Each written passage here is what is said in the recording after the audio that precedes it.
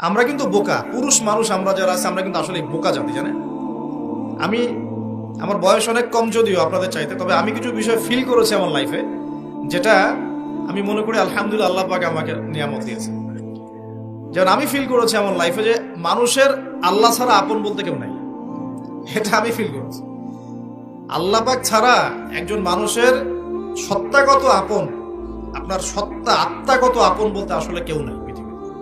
যারা আছে আমাদের আশপাশে সবাই সবার স্বার্থে থাকে, সবাই সবার প্রয়োজনে থাকে। প্রয়োজন শেষ হলে আপনাকে চিনবেও না অনেকে।